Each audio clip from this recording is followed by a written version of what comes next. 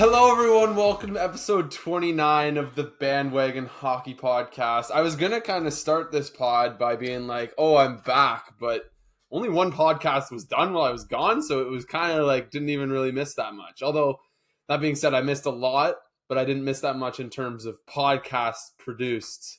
Little shout out. Thank you, Neville, for coming on, replacing me like no one ever would have ever noticed playing a great role next to Ryan, breaking down. That was was that before the series had started? Because it was very like, yeah, it was the day. Yeah, it was okay. Yeah. I think it was. I just looked at it. It was June 3rd, so it was like just before the series was starting. Oh, you said day of. But yeah, it was kind of funny. I listened to it when did I listen to it? I listened to it for a bit on the plane back, and then on Thursday night, Friday afternoon, I don't remember. And it was kind of funny listening to like series preview stuff after there had been 3 games played. But it is what it is. Ryan, how are you? Been a long time. Yeah, it has, man. It is going well. Obviously, we're kind of winding down to the end of actual hockey being played here, but we're getting into the fun, rumory kind of side of everything. But before we kind of get into that, World Traveler, how are you? Tell us about your adventures. I'm good. I did 2 weeks in London. I think it was actually 12 days in London. And then I did 3 days in Dublin and like 2.5 days in Edinburgh, Scotland. Did it with our buddy Aiden Tompkins, who's living over in London right now. It's a really good trip. Happy to be back traveling. The travel was good. Like no significant delays, no crazy turbulence or anything like that. The flights were good. Saw a lot of cool stuff. Went to a Premier League game between Manchester United and Chelsea. I can safely say that was the coolest sports experience that I've ever had. Until I go to I don't know, I don't even know if a Stanley Cup Final game would be better than that. Because right now I would probably I'd probably put the Premier League match right there above like a baseball playoff game. Like I think I've been to 2 Blue Jays playoff games, and then the NFL game I went to last year. Those are probably my top 4. And then a 5th would maybe be like a Sens playoff game from when I was a teenager, but I don't remember that terribly well. So hopefully a future Senators playoff game will crack the top 5. But no, it was a good trip. Missed a lot. I watched 0 minutes of the 3rd round. I missed the whole thing. Like I literally didn't catch a single second of any of the games because they all started at earliest 1 a.m.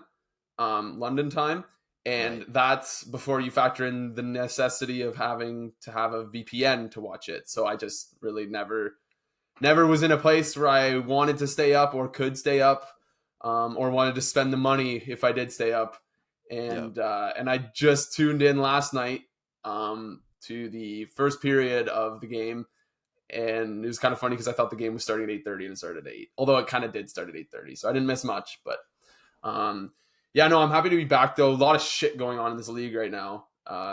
Team being sold, rumors of expansion, trade rumors. Stanley Cup's going to be given out this week. A lot of stuff going on. So let's get right into it. Where do you want to start? We got a lot of places we could go. This is going to be it might be a long one. This might be a long one. Yeah, you just want to touch on the finals quick. Like, I don't think either of us are super... obviously, you just said you haven't caught much of the series, and I've been watching pretty consistently, like 2 periods, and falling asleep just because how my schedule is. But yeah, I don't know. Do you have a thought on Vegas having like a stranglehold here? They're so good. They're so much better than Florida, man. First of all, like I know you wanted to wait, but let's bring up the fact that you were the only one out of any of us who made predictions on the Bandwagon team here to have Vegas getting to this point. Yeah, everyone took Edmonton, eh? Yeah. Everyone was taking Edmonton. I think I was definitely... So props to you on that. I think I was the only one who took Vegas to get past the second round even. Mm-hmm. I think everyone was all over... It was all like Edmonton and who were some of the other cup picks? Like Carolina, I think, had a couple. Obviously Boston. Right. Yeah. But yeah, it was kind of weird too because I don't like just picking the favorites And despite Vegas being like the number one seed in the West, they were not even close to being considered a favorite. Like I think Edmonton was favored over them. Colorado had a lot of heat. And then like freaking 4 or 5 East teams were favored. So I like to be a little bit different with my brackets, especially when it's like a little bit of a competition. Because if you pick the same picks as everyone, then you're never going to win. But yeah, that's just, it was a weird thing. Like I didn't have a champ in mind when I was filling out my bracket. So just the way it went, just going series by series, just ended up with Vegas. And I was like, all right, that's a decent pick. And no, they're a formidable champion, man. Like they're so good. Just the highlights I've seen, because I've been able to keep up, obviously, with the storylines and some of the goals that have been scored and the players that are performing well. Just haven't been able to watch the games. And Vegas is like, obviously they're no joke. Like I can safely say I think they're going to win this thing. Vegas fans touch wood. But no, they're such a good team, and it's funny. Like everyone sees them as the villain. You guys sort of referenced that on the pod like a week ago or so, and they've been this all out sort of like trade whoever sort of heartless approach to roster construction in pursuit of this Stanley Cup. And now that it's kind of here, I can almost appreciate that they've done that because they have such a good team and so many cool players. And it's funny because all of their best players, you would sort of identify with other teams. Like in my brain, like Mark Stone, this is obviously going to change once he wins a cup and plays a couple more years. But like that guy's a Senator, and like Jack Eichel's a Sabre, and Alex Pietrangelo is a Blue, and so on and so forth. So it's just kind of funny. And that's kind of what happens when you're in your 6th year of your existence, is you have players that sort of identify with other teams, but it's cool. Yeah. No, I completely agree. Like for even the first couple rounds, I would have considered myself rooting against them. But like as they kept going further and further, and I maybe had to pick new teams to root for, I'm like, okay, Vegas has a lot of players I actually would enjoy like seeing win. Yeah. Obviously Stone, Eichel being 2. And like Marchessault just having a killer playoffs, being there So from the good. beginning, being the expansion pick from Florida. Like that's just such a sick story too. And Riley Smith came from Florida too. Yeah, Wasn't it I think that it was a trade that Florida made, like an expansion draft trade where it was like you guys take one of these players as compensation for picking the other one. So it was like you guys get Marchessault in exchange for picking Riley Smith, so they could protect like some defenseman who's not even in the league anymore, Petrovic or something. I think I saw a tweet about that the other day. Yeah, something along those lines. Big fumble by Florida, but I mean that's kind of what happened. That's how Vegas got so good right away, is they shafted a few teams. Shea Theodore, another guy like I like to see maybe win a cup. It's crazy though, this Eichel narrative. I saw a tweet the other day saying like, how many guys would you legitimately want on your team over Jack Eichel at center? And it had Eichel at 6. And I was just like, hell yeah. Like, that's awesome. Like that dude's legitimately asserting himself as like a top 5 center in the league, which just has never really been the case. He had the one big year, I think the year before he got the neck injury in Buffalo, where I think he had like over a point a game, which was the first time he had done so. And he just, again, neck injury, missed like a full season. And then last year he was rehabbing and all that, so he barely played. But then this is like his first full year back since all the drama and the injury and everything. And put up a point a game during the season, missed, I think, 15. I think he put up like 70 points in 60-some, high 60s games. And now he's probably the top guy for the Conn Smythe.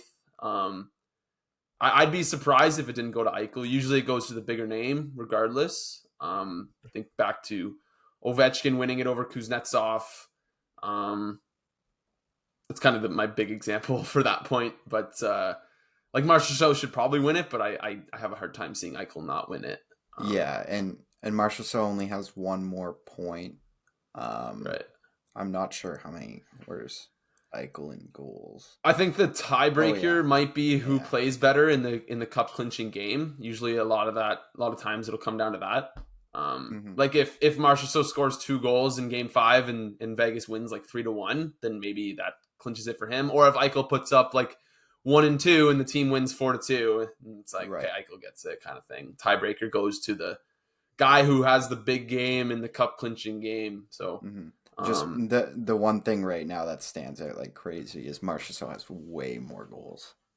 Like, what's he at, like 14? He's at 13 and Eichel's at 6. 13. Isn't that how many Draisaitl had? Yeah. That's so wild. It's hilarious. It's so funny, man. Yeah. No, it's been a weird, like, it's kind of weird though. I tuned in yesterday, and I've had this issue with the NBA too, that the series just don't feel like the finals. Mm-hmm. You know, does that make any sense? I think, especially for me bit. in hockey, because I missed the third round, so it doesn't feel like the final for me. Like, it doesn't feel like hockey's gonna be done this week.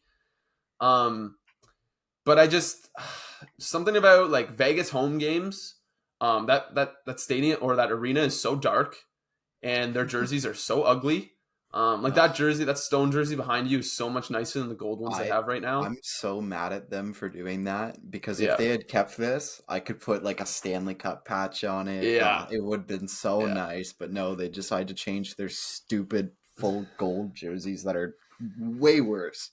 Yeah, those gold jerseys should be their third jersey. It's kind of like what Edmonton did last year when they switched to the orange jerseys as their primary home and then switched back to the blue this year. Just teams make bad decisions with their uniforms. And then Florida home games, something about that camera angle. I don't know what it is. It's so low. It feels like I'm watching a freaking like OHL or junior game on TV. It's weird, but it's funny to watch. I don't know why I have this stuck in my head, but it's still funny to watch Panthers games so like packed and electric and high energy, because I'm so used to watching them over the years have like 5,000 to 10,000 fans come out, so many sparse seats while you're watching on the TV from home. Like, it's just such a change, and good for them, but it's kind of I keep having that flashback in my brain to how empty that rink used to be. Yeah, it's kind of funny. It's funny seeing it like that. But no, I'm thoroughly satisfied with the idea of Vegas winning it. They are obviously just a loaded team, such a deep roster. Their stars are stars. I kind of feel for I don't want to say I feel for Florida, but they obviously caught lightning in a bottle here with the goaltending, and they rode that through 3 rounds. And then Bobrovsky, he was all right last night. But he had a rough first 2 games. Vegas really sort of put the hammer down on them first 2 games. I think the break really killed them. Like, they had 10 days off. Yeah, that's crazy that they swept Carolina. I know. Like, just wild. But no, it's weird too, because like with Florida, it just doesn't have that feel of they'll be back, you know? Yeah, like I was trying to think of this the other day of like where are they going to be in the mix next year? Yeah, I don't know. I don't know either. They're not a team that can just like. I think they could very easily miss the playoffs. For sure, and again, like this league is sort of structured that way with the salary cap that, like, the odd injury or whatever can completely destroy your season. Vegas missed the playoffs last year, and they don't have that much different of a roster this year. Besides maybe a healthy Eichel. I mean, I don't know what major adds they made over the offseason. And they lost Robin Leonard, don't forget. Like, their number 1 goalie has been out for the season. Yeah, and now they're likely 4th or 5th right now. Yeah, they're likely to win the Stanley Cup. And I don't know, it's just one of those things with Florida. It's like it feels like this is their best chance unless they make some crazy move to sort of offload that. But I would still look to offload that Bobrovsky contract. Obviously, I feel like it'd be a mistake not to. I wonder if he has regained any value league wide. It'd be very short sighted if other teams see it that way. I think based on recent memory with hockey executives, we know that they can be very short-sighted in that sense. Like, we saw Erik Karlsson get so much interest this year, and we may still see him traded. I think they're going to hold on to him. I don't know. We regardless, we know people were interested in him, so it would not doubt. It wouldn't shock me if teams are interested in Bobrovsky based on that and how. Based on a 20-game sample size? Well, yeah, I know. It's crazy to think about, but people love their playoff performers, and Bob... They do. Bob is one of them. I don't know. Yeah. Aiden Hill's going to get paid this offseason. Yeah. I forget who it was that was talking about him, but their quote was something like, he probably wasn't even going to be like 20th on the radar of UFA goalies before the season started. He's definitely number one now. Like, he's going to Oh, get yeah. For UFA goalies, for sure. And he's young, too. Yeah. He's young. No, it's crazy. Yeah, I don't know. Florida's going to be a fascinating team to watch this offseason because 2 months ago we were talking about what this team needs to do because they were in cap hell. They had a terrible cap situation. They're top heavy roster. And now they're in the cup final. And so it's like everything seems like it's good now. But now that it's sort of looking like they're not going to win this thing, it's going to turn really quickly into, is this team good enough to get back, or was this sort of a miracle run behind a hot goalie who for the last 3 years has been an absolute pumpkin of a contract? But with regards to Vegas, though, they'll be back. They're not going anywhere. Jack Eichel firmly in the prime of his career after essentially missing 2 years of hockey. Hopefully Mark Stone can stay healthy. Alex Pietrangelo had a bit of a career resurgence, and then the roster is like underratedly like well spaced out in terms of youth and age. Like all their quote unquote old guys are like 30 or 31, so they got a couple more years here. It's similar to Tampa in that way. Yeah, they certainly still have a window to come back. Like it's weird. I just always kind of assumed in my head that they're always going all in all these years because they're trading away their top prospects or whatever. But the guys that they're trading for are like late 20s. It's not like it's not like crazy. So they are, I think, built for a good at least 3-year window here to keep going. Like I don't see why they would fall off. Yeah, I don't either. Unless something goes horribly wrong with Stone's back or in the net, because again, Eichel taken some beating in this like last couple of games. That Kachuk hit was crazy. I'm curious to see if he comes out of this with any like I'm sure everybody's banged up at this time of year, but like obviously the Kachuk hit, and then last night he got hit in the face with a puck, or not even the face, like right in the neck. I was like, come on, how does that happen? I was listening to 32 Thoughts, and apparently the Sportsnet panel, was when Eichel got hit, they were like, holy shit, he's done. I thought it was going to be way worse than it was. Yeah. Yeah, because he was back for the third. Yeah, the way he went off the ice was very concerning. He was like kind of grabbing at himself. I think he was just stunned. And once he kind of realized that he was okay, he was obviously ready to come back. But not to mention his helmet popping off too. Yeah, and like after the game and everything, he was like, "Yeah, that's a completely clean hit. I just toe picked." Oh yeah, so, yeah, he did. Kind of wild seeing those two players come together like that, though. Like, I know. And then probably Kachuk gets railed in almost the exact same spot the next game. That was funny. Yeah, it's wild. He's been racking up the pims in this final. It's kind of crazy. What were your thoughts on the end of the game last night? Did you see with the skirmish and everything? Montour hitting a guy after the whistle, after the buzzer. Yeah. I don't know. I don't love that stuff, but it's always going to happen in hockey. You just go down 3-1 in your own building. Yeah. You're pissed off. I don't know. Yeah.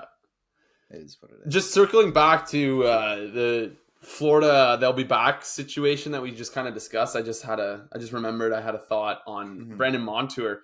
I think he has 1 more year left on his deal, and then he's going to get paid too. Yeah. So, like, Florida's window is not big. I mean, you could argue their window is Matthew Tkachuk, but, like, they just don't have, like, flexibility here. They have many, like, old guys on their roster that are making, like, no money. They have no picks. I don't know. It's really weird, man. Like, that's almost like I love Tkachuk and I love Ekblad and I love their core, but part of me just thinks like, holy crap, it really sucks that they're not going to get this thing because I just don't know if they're going to be back, man. In that conference too, like. Yeah, I don't know. In that division, sorry. It's okay. I don't know if I'm checking right now if Barkov got a point last night. Okay, he did. He got 1 point He's been last night, ass. but that was his first point of the finals. Like He's been he is ass. just not shown up. I don't know No. I wonder if he's what's hurt up with him. Yeah, I wonder if he's hurt. He hasn't been productive in the entire playoff run. Also, Chandler Stevenson is just unbelievably underrated. So good. What's his contract? He's like 2.75. Don't know how many years left though. I want to say 2 more. Check it. If I get that, it's definitely 2 3/4 though. 2.75 is 100%. You're weirdly good with contracts, so I'm gonna think his cap hit is like 100% 2.75. I don't know how much term he has left. I think it was a 4-year deal when he signed it. You're an animal. Did I get it? 2.75 last. Oh, this is his last year of his deal. Oh, wait, no, really? Sorry. No. He signed through next year. Cap friendly's just already transitioned to kind of off-season mode. Right. How many years was it when he signed it? It was a 4-year, $2.75 million. Yeah, that's awesome. That's crazy.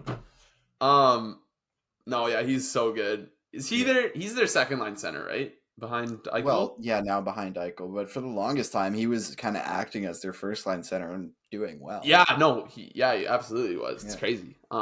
Especially because William Karlsson kind of took a step back after his big 40-goal year, and they didn't really have anyone down the middle. Mm-hmm. But yeah, it's I don't know. It's been a good final. Apparently the ratings have been unreal in terms of like number of people watching and everything. Which is really good to see because you want these markets to start producing players, which they have been in recent years. And like from what I've watched, it's been very entertaining hockey. It just it feels weird because it's these two teams. I don't know. Yeah, and that's just kind of how it goes now in today's NHL. Mm-hmm. All right, let's move to a different spot. Let's talk about some of the trades that went down. We had a couple like low key. One of them was, I would argue, maybe not a blockbuster, but it was a big 3-team trade. Ryan has the details, but I was joking before the pod that I'm going to try to rehash the trade without checking. So Provorov went to Columbus from Philly with LA retaining 30% of his salary. I'm going to say 30. Sean Walker went from LA to Philly. A first-round pick went from Columbus to Philly. And just read the trade. Okay, I was actually trying to pull it And up. Cal Peterson went from LA to Philly. Okay. All right. So Columbus gets Ivan Provorov. Los Angeles Kings get 2 kind of, I would assume, minor leaguers, and cap space is really it.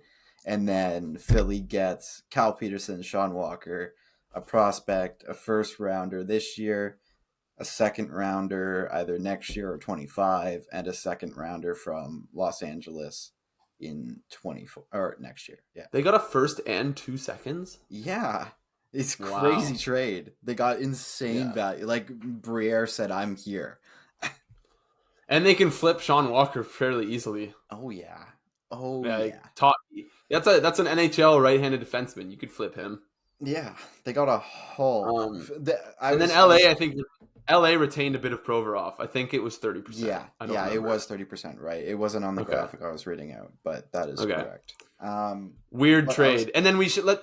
Do you want to get into this trade, or do you want to do the Severson one and then get into Columbus a little bit? Well, I just want to say one thing on like Philly's return. It's crazy. They got value for trading their bad contract, and they got value for taking on bad contracts. Like you would argue, Provorov's a bad contract, right? But he's not a good player. But Columbus views him as positive. So like them getting a first, I'm assuming they got paid a first plus the second for Provorov, and then the second from Los Angeles is taking Peterson and Walker. Yeah. So paying like getting a first and a second for Provorov and then getting a second for taking on money is incredible. Like that's so and it's wild too because Philly didn't have to retain on Provorov. No. Like LA did. Yeah. which was Yeah. wild. I was like, Los Insane. Angeles, what are you doing, baby? Like, I know. why are you Like, guys doing that? where have they been hiding Briere this whole time? The man is a wizard. Yeah, like I was shocked when I saw that LA retained on Provorov. Like I Mhm. understand it, but that team's trying to bail, like get rid of cap space or gain cap space, and they're trying Yeah. to win right now. Why are they playing retain on a contract with multiple years left on it? No less. Yeah, I Um, have no clue. like just pay the extra pick so that Philly has to do the retention because Philly's not winning shit in the next freaking 5 years, so they should have been the team. I don't know. I Mhm. thought it was weird for LA. I didn't like it for LA because then they turn around and sign Gavrikov to a 2-year deal at 5.7. Mhm. Which is an overpay in and of itself. And then the 2 years, I actually like the 2 years more for LA Mhm. because I don't think Gavrikov's a guy you want to lock into a 6, 7, 8 year contract. Yeah. So I don't mind it for LA, but it's just weird how the hoops that they jumped through to re-sign this guy. Really Yeah. interesting though from Gavrikov's perspective to take the 2-year deal and try to line up his unrestricted free agency with when the cap's supposed to skyrocket. Yeah, and I think it was Cap Friendly themselves that tweeted out that this is like one of the more unique contracts ever. Like there's like almost no comparables to it in their Yeah, system. And Elliot Friedman was talking about how he's just such a very unique guy, and everyone was like, "Hey, we yeah, can probably get long-term security like many players like to do." And he was like, "No, yeah. this is what I want to do. I want the 2 years. Give me the bag right now for that." But Give me the two cool. years so that he can get a bigger bag in 2 Yeah, years. yeah, and Um, I think that obviously the hit is higher because it's just 2 years as well, right? I don't know. I think it would have been like I think it was going to be close to like I think it would have been what it was, just more years. If No, like okay. I don't think it's higher. I think LA did well to only like I think LA wanted him longer, Hmm. but I Yeah, like subconsciously they should probably be happy that they got him for 2 years. for sure. But just because they have so many guys coming, right? Like Hmm. Brant Clark's a right-handed defenseman. I think Jordan Spence is a right-handed defenseman. They've got a few other Yeah, guys there. Doughty's not going to go anywhere. So they're just I don't know. I like the 2-year deal for LA. It's weird for Gavrikov, but it yeah. is what it is. Love the trade for Philly. And then let's get into the other trade that Columbus made, and then let's talk about the Jackets for a bit. Hmm. So basically, they just sign and trade Damon Severson, 8 years, 6.25, hilarious, from the Devils to the Blue Jackets in exchange for a third-round pick. So basically, Columbus sends the New Jersey a third-rounder to lock in what was supposed to be the top defenseman on the market, and they get that 8th year, which I would argue is not actually a good thing. But Yeah. anyway, so yeah, Columbus in the span of a few days pick up two players that they think are going to be top 4 defensemen. Damon Severson at a lower cap hit is that. Ivan Provorov is probably not that, but again, at 30% retained, it could actually look a little bit better for Columbus than people maybe expect. But this is not a team that is in a position to win hockey games, and I would also argue that this position is not the most pressing need on this roster. So Ryan, what are your thoughts on Columbus giving up significant assets and cap space for two guys that are 27 and 28 or 29 respectively? Um, Yeah, Coming into this roster that has the 3rd overall pick in a couple weeks. they are doing some interesting things. I like me and you probably both agree that they are not ready to win right now, but they certainly think that they're coming up on that point because why would you go trade for two NHL defensemen when they already have so many defensemen. Like I don't know if Yeah, you've taken a look at their system, but like, and this is on top of having Eric Goodbranson on a 4x4, yep, which is hilarious. yeah. He's So gonna be like their 7th defenseman. I know I don't really know what they're doing, dedicating this much money to their back end when they have other, like you said, other needs up front. Like their forwards are just not enough, even though they have like Johnny Gaudreau and Patrick Laine and have others kind of growing into those roles. It's not enough. So I hate They're it. I trying to don't know. rush it. Yeah, they really are trying to rush it. They're trying to build from the D out, and I think they're gonna lose some guys because they went out and traded for these contracts that they really didn't have to do. So I'm not sure what they're doing. I loved their situation before this. Right now, I don't know what their angle is. So you mentioned like these two guys are in addition to having Eric Goodbranson on 4x4 with 3 years left on it. Yeah, That's also not to mention that Zach Werenski is making 9.6, and he is not a $9.6 million player. That contract was signed under the Columbus tax, under the you don't want to be here, but we want you here, so we're going to overpay for you. And guess who's not here yet? David Jiricek, who's probably going to get a bag in a couple of years. So yeah, and so it's just weird seeing them go get two guys. I don't know which one I dislike more. Probably the Severson one, because Provorov doesn't have term and is not as expensive and is younger. But I don't know, man. Having what's that? 9.6 for Werenski, 6.25. So that's about 16 plus another 4 point something for Provorov. So you're looking at over $20 million for those three players on your back end.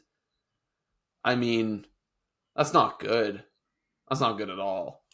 Wait, sorry, do that. And then Goodbranson takes that number to like 24. So you've got an average. You've got $24 million tied up into Werenski, Provorov, Severson, however you say his name, and Goodbranson.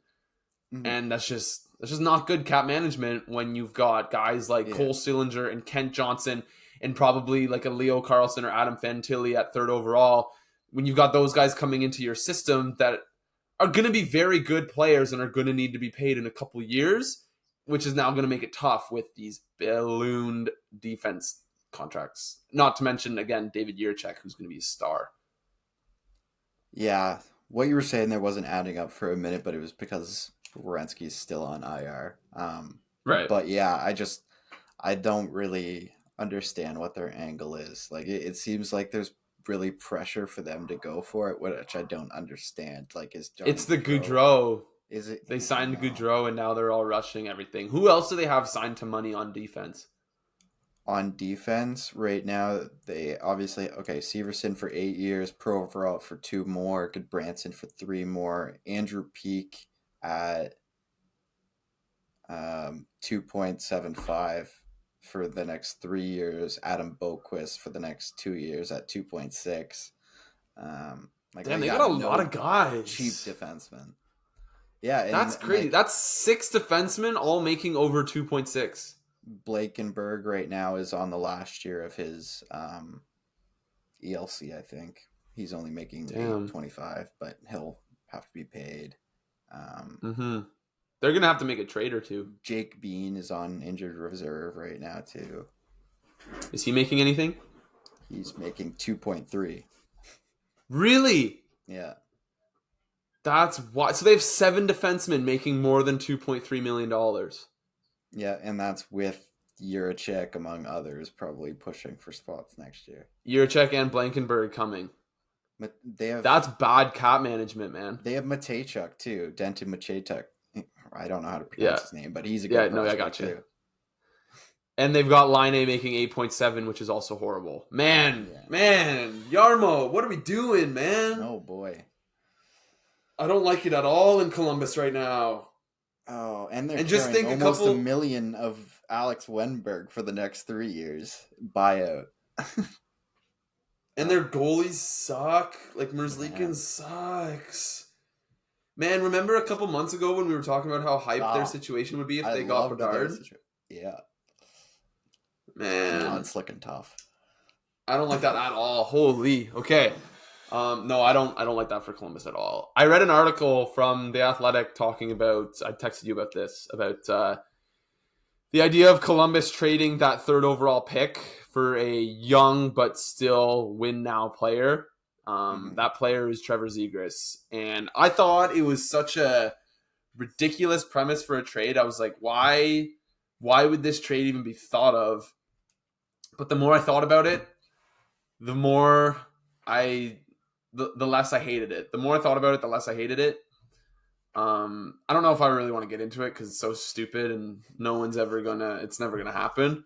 But it's an interesting premise. Like Columbus making all these moves. Like, do you now look at trading that number 3 pick, or do you just bring in Leo Carlsson or an Adam Fantilli to hopefully contribute at center in 2 or 3 years? When this team's clearly trying to win right now. Yeah. I don't know. It would have to be something of the level of like Trevor Zegras to even think about it. Like something like what if have you seen the idea that someone suggested of like Elias Lindholm with an extension for number 3 overall? I hate that. Not a shot. No. For Columbus or Calgary? I hate it for Columbus.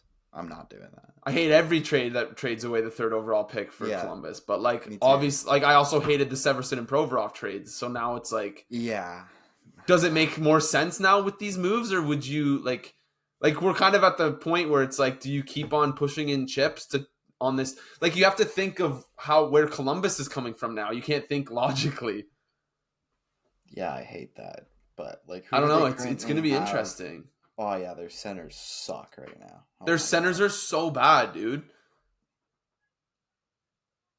Wow. Or like Scheifele. Yeah. Try to make a trade. Maybe you wouldn't want not do the 3rd overall. Not the 3rd overall pick, but like, does Columbus make a call to Winnipeg for Scheifele? Do you want Scheifele in that room? Do you want Scheifele on his next extension, which is probably going to start with a 9? I don't know. I think Columbus should do everything they can to bring in. They need to get. I think Columbus should absolutely make a call to Winnipeg and Calgary, but that number 3 pick should not be on the table whatsoever. Yeah. Yeah. No. Well, I guess bringing in supposedly Leo Carlsson or Adam Fantilli, regardless, it's a center. And then they have Cole Sillinger. But do they want another 18-year-old center? Like, does Carlsson play right away this season? Fantilli probably does, but like... There's even whispers that Fantilli might go back too, which is crazy. But yeah, and so it's like... I don't know, man. Like, if you're Columbus, you're doing all these moves. Do you really have... Like, are you able to afford waiting 2 or 3 years for one of these guys to come into the league and start contributing legitimately? I don't know. Because now the guy that you just went out and paid a 1st and a 2nd for is up in 2 years. Yeah, that's the thing. Like, what's the point of that if you're going to draft this guy 3rd overall and wait for him to become a superstar? All of a sudden, these moves are literally irrelevant. Yeah, are you really going to run with Elvis Merzlikins and Daniel Tarasov too? Like who? Yeah, who? I don't know. Who? No. I don't know. I really do not like what Columbus is doing right now. But anyway, I should clarify that when I said Columbus should make a call to Winnipeg, it would be for Mark Scheifele and not for Pierre-Luc Dubois, because that'd be funny. But no, speaking of Winnipeg, The Athletic released their trade board for the 2023 offseason. The top 3 players on the trade bait board are Winnipeg Jets. Number 1 is Pierre-Luc Dubois. Number 2, I think, was Scheifele, and number 3 was Hellebuyck. And it just came out, I think earlier today, maybe last night, that Hellebuyck is not interested in an extension with the Jets. That's going to be so interesting. I am so excited to see if he and or John Gibson are on the move this offseason. Because Gibson's locked in at 6.4, but Hellebuck's at 6.4, and that next contract is absolutely going to start with a 9.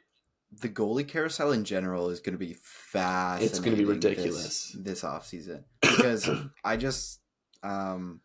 think I saw yesterday that the Hurricanes are trying to re-sign Freddie Anderson, which I didn't know they were going to do. Did you expect that? The Hurricanes? Yeah. I thought they were going to let Freddie walk, to be honest. But that's just my opinion. I thought they would go Rantanen and Kochetkov next year. Yeah, that's what I kind of had in my head. But I saw they were going to be signing him. So that's one of the very few established, or trying to anyways. That would be one of the few established names off the board for UFA too, which even makes more trades happening. I don't know. It could be crazy. So Hellebuyck, John Gibson, Carter Hart. Yeah. Probably Carter Hart. What other goalies are out there? Frig, there's a bunch. Leonard, it's going to be healthy. Saros, Demko. I doubt Yeah. Saros gets dealt, but Demko, Robin You Leonard, think? yeah. Yeah. I wonder if St. Louis tries to do anything, although that Bennington contract would be hard to move just because Mm. St. Louis looks like they're in for a retool, and I don't know. Bennington Yeah. obviously is not the guy, but I don't know if they'd be able to get anyone to take him on, so that probably doesn't happen. And then there's a lot of goalie needy teams around the league. Like you've got the Sens, you've got the Sabres, you've got Pittsburgh, you've got Winnipeg's going to need a goalie if and when they trade away Hellebuyck. I mean, it's going to be really interesting, man. I'm excited. I'm excited to see some blockbuster goalie trades because those do not happen. Never. So I'm hoping for at least two. I'm hoping for Yeah. at least two blockbuster goalie trades. It would But be no, so I'm- cool to see Saros and Hellebuyck in different spots next year. Yeah, I doubt it happens with Saros. I really like what Nashville's doing. But although I don't really know if they've been doing a lot, but like they had a great deadline, and then now bringing in Barry Trotz and hiring Andrew Burnett, I think was confirmed. No, I love those. I love what they're that. doing, 100%. I love where they're at. I think they should hold on to Saros and then just keep him. But they also have Yaroslav Askarov coming up, so I don't know what their thoughts are on that. Think about the value you can get for Saros right now for 2 more years on that contract while you have Askarov. Like you're in a transition phase, just have him come up. I don't know, man. It makes sense to me. Yeah, I think, frick, I don't know, man. That's crazy. He's such a good goalie. He's my favorite goalie.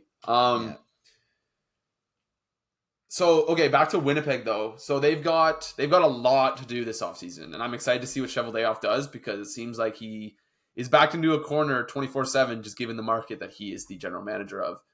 And I kind of want to see Winnipeg just blow it to smithereens. I mean, I think you keep Kyle Connor, but if a massive trade comes along, trade him because he's not going to want to be there long term. And I think he's got, 3 years left, maybe?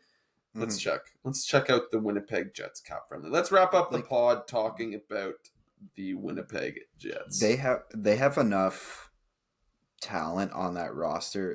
It just hasn't worked that they can afford to trade a few for wicked returns and try to kind of Dallas Stars this thing, if that makes sense. Yeah. Okay. So Kyle Connor has 3 years left at 7.1. I probably wouldn't move him.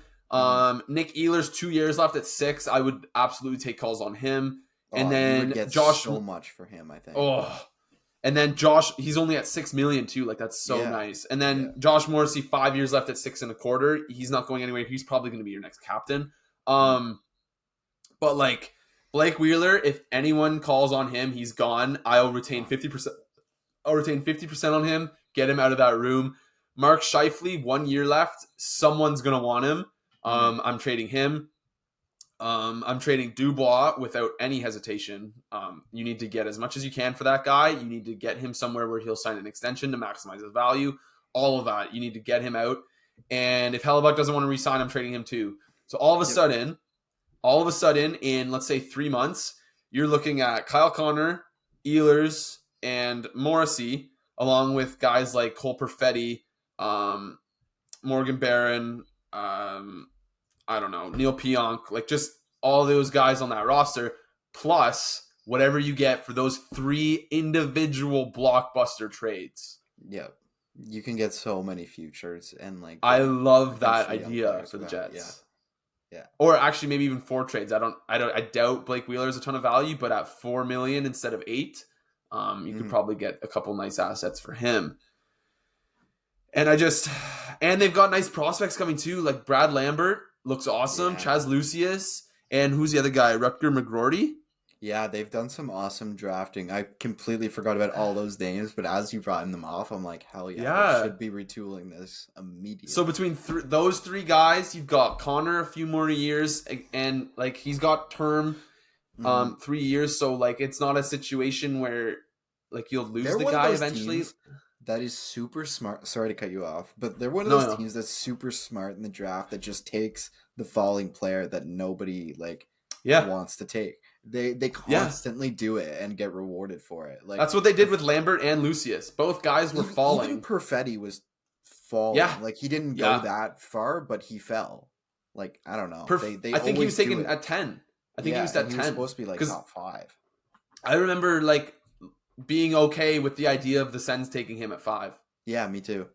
Mm-hmm. And they took Sanderson. No, I mean, if Winnipeg makes the right moves this offseason, I really like how they project going forward. Doing a nice little rebuild on the fly. Because this roster, like these guys aren't it, and they want out. They've served their time in Winnipeg. I just think you can get so much for those guys, especially if you can try to trade Hellebuyck to someone who wants to be where he can sign an extension. Holy frig, man. In my brain just now, I thought Buffalo, and that terrified me as a Senators fan. I just don't think they do it between Levi and UPL. Like maybe they trade one of them. I doubt they trade Levi, but maybe they trade. What if UPL. Levi's in the trade? That would be insane. I think there would be crazy to do that because Levi looks like he's potentially ready for a starter role as soon as next year. So, but Hellebuyck's a top 5 goalie, and the Sabres have cap flexibility for the next billion years because of the contracts that they have signed. Like, of all the teams in the NHL, Buffalo is probably the one team that actually should go and spend $9.5 million on a goalie. Yeah. Right? Like, your top 2 centers are making 14 combined for the next 8 years. All your guys are making no money, although Dahlin's going to need a big raise. But, like, just the simple fact that, like, Cousins and Thompson at 7 each, 7.1-ish each, for the next 8 years, 7 years, whatever. Like, oh my God, dude. Oh, man, it sucks that they're in the same division as the Sens. Okay. What other team? We need to come up with some trades. These are all so exciting. We haven't even talked about Debrincat yet. Yeah, there were so many people on Twitter trying to link Hellebuyck to the Sens too, and I was like, if he's not going to sign in Winnipeg, he's not signing in Ottawa. No, that boy wants to be in America. Yeah. That is an American boy. Yeah. I'm surprised he was in Winnipeg this long. Yeah. Do we want to talk about Debrincat for a bit? Sure. Or do we just want to leave that because it's already flip-flopped multiple times? Yeah, there's just so much speculation. Like, we can talk about potentially what we might want back in a trade because I still think he's getting traded. I don't know if there's going to be enough runway here to get ownership in place, if that's even the case. Like, it feels like it's potentially just a reason. That's an excuse. I don't know. What would you want to see come back in a potential Debrincat trade? Like, what is your opinion? I think we're kind of... It's funny. I kind of want opinions on it. I want to explain. I think you and I both have very similar thought processes on the Debrincat approach for what Dorion... how Dorion should approach this. Because I remember during the season, it was always... Get him at 9 or less. Get him at 9 or less. Whatever. Max term. Get this guy. He's great. But then once he finished the year with like 24 goals and it was very clear he just doesn't fit this fucking DJ Smith system. And now that it seems DJ Smith's coming back for another year and it came out that Debrincat submitted a list of teams and that he doesn't want to sign or commit until ownership's figured out, which is just such a transparent excuse for I don't want to be here.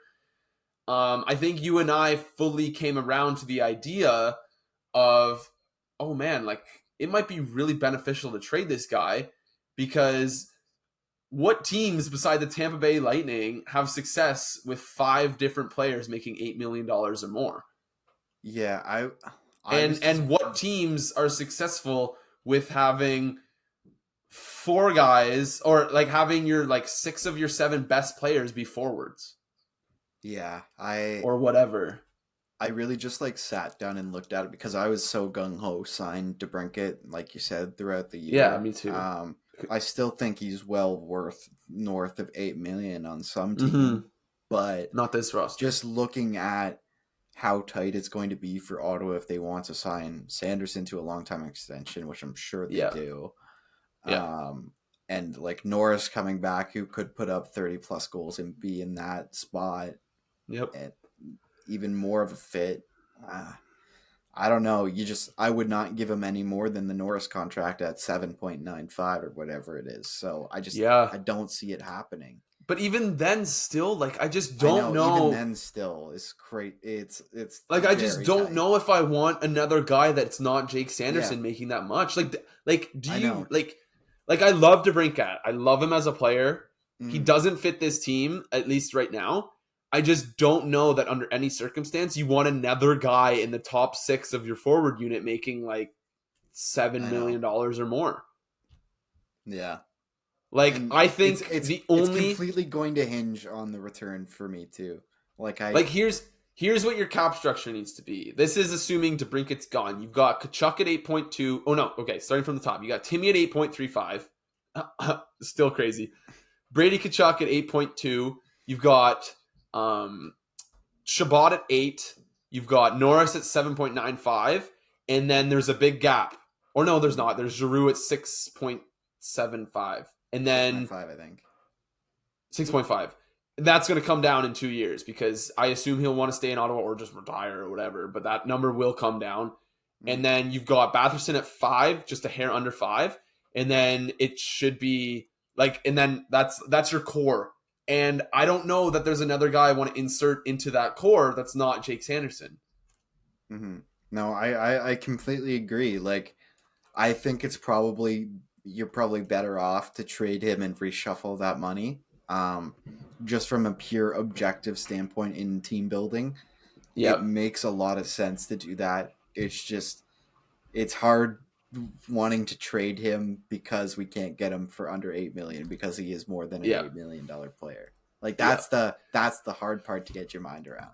So the common phrase in the NBA is to condense your talent. So each roster only has 12 roster spaces, and more often than not, only like 8 of those guys play on a regular basis.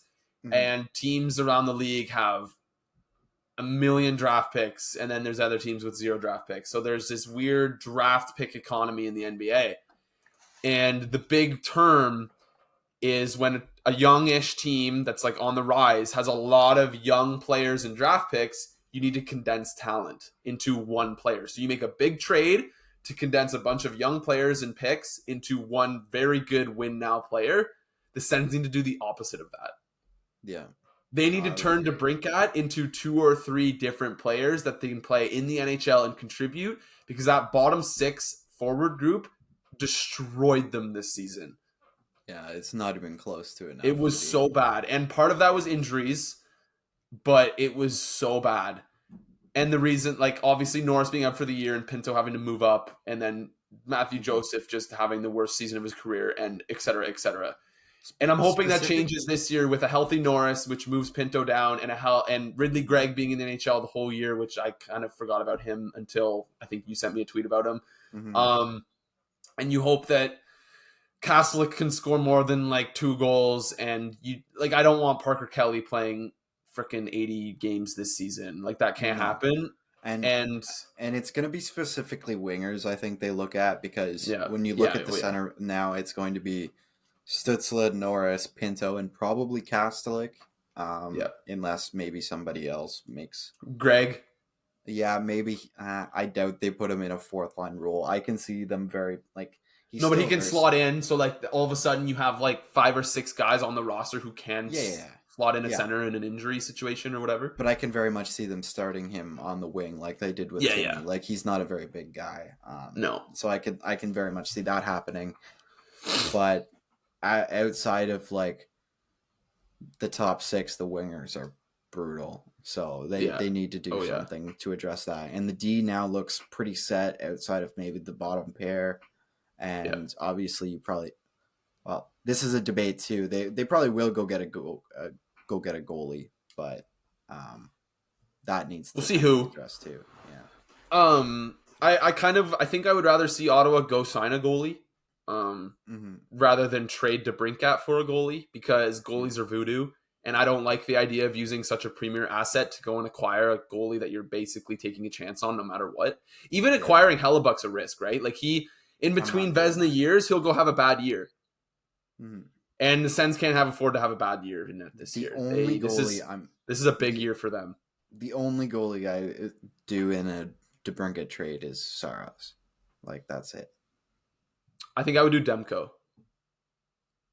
He had a bad year, but he's signed. I don't think they trade Demko, but yeah, I would. Yeah, I don't think. Yeah, so that's the other thing too. You got to look at the team fit. Yeah. Okay, that's another consideration because the big name I would really love, and this would have happened prior to Briere, but not now, is Travis Konechny. I love the idea of trading Debrincat to the Flyers, which is a big American market that I'm sure would appeal to him. Mm-hmm. But now that Daniel Briere has really sort of changed the direction of that ship, that there's no way that'll happen. Any trade revolving around Travis Konechny or Carter Hart or what have you will be futures based for the Flyers. I don't know what else though. Like, I love the idea of Carolina. That team has prospects, picks, and young players coming out their assholes, so they could definitely that's a team that needs a trade to condense talent. It's like the perfect. I love the fit there in terms of the player and like obviously their need, but I think it was Friedman who was saying that it would be very Carolina of them to look at that as a one and done. Yeah, get him for the 1 year. Yeah, so you probably I don't know how much value you get back in that. True, very true. But that's probably my favorite fit at this point. If you can trade Debrincat to the Carolina Hurricanes with term, although whether that happens or not is tough. My thing that I'm kind of battling in my head is, would you do Debrincat with an extension to Detroit for the 9th pick? Only the 9th pick? Well, maybe there's something, but that's the piece. I just want a player, dude. I know, but... Like, do you then turn around and trade away the 9th pick, or do you use it on an 18-year-old? That's the thing. Like, this team has to make the playoffs this year. That's the thing. I know. That's just one of the... That's one of the ones I'm, like, battling with in my head, what I want, because this draft is so talked about that a top 10 player in it might be helpful in a year that the Sens have not had much first round. Like, obviously, they just traded 2 first-round picks, and then there was Boucher, who doesn't look like he's going to be much. They haven't had a first-round contributor in, 3 years. Yeah, so since I don't Timmy, know. Would that be the end of the world? And then go sign some middle six forwards if you can? Like, I don't know. What's their cap space at? Do they have cap space? Like, assuming they trade Debrincat? It depends what they get back for Debrincat, really. Because if they bring back essentially what he's making, then it's really tight. Like, this year's going to be really tight. They have 17 in space. They need to bring in a goalie. They got to sign Pinto. They got to do something with Debrincat's money. Dorian has essentially said they're going to be a cap team this year. Yeah, so okay. They have $2 million on the books for Bobby Ryan's buyout. Yeah, I think they get there's a little bit more flexibility going into next year, obviously with the big jump expected, but this was always the year that was expected to be quite tight for the Sens. I want to see them use their young players, man. No more Derek Brassards and what other guys did they sign? Dylan Gambrels. Use your guys in the minors. Use Crookshank. Use your Ostapchuk. Use these guys instead. They're cheaper. They're younger. They're gonna matter someday. I don't know. It's gonna be interesting. I do lean in favor of trading him though. Absolutely. Yeah. The return scares me. The return scares me. I don't think I hate the idea of trading him in the division. But I don't love the idea of trading him for a draft pick. Mm-hmm. Unless you're gonna flip that draft pick, like if this is a 3-way deal. I don't know. I think it's kind of tough though, because I feel like if you have to finagle a trade into being a 3-way deal, then it's probably just not going to happen because 3-way deals almost never happen. Although with the cap environment, it's actually been very common lately. So I kind of redact that statement. I personally think the best case scenario is him with an extension to Dallas for one or two of their really young players, like potentially a Stankoven or a Strange. I don't know if Dallas has money for that. I don't know. Like at all. I'm looking. But they have $7 million in cap space. Would you take back Mason Marchment? I think that's how that would have to work. Yes. Yeah, probably. You would? Oh, well. 3 years left at 4.5? Ooh, maybe not. I didn't realize he was at 4.5. It looked good at the time. Like, he had a really good year, didn't he? At some point. What about Marchment and Dellandrea? I like Dellandrea. What about Marchment? Pardon? I like Dellandrea. I think the only way Dallas would be able to do that is if you take back Mason Marchment. Like cap wise. Right. So if you do that, or like a Radek Faxa, I don't know. I don't know if Dallas is the right fit. There's no way they would trade Wyatt Johnston though. No, that's dreaming in my opinion. Like that's crazy.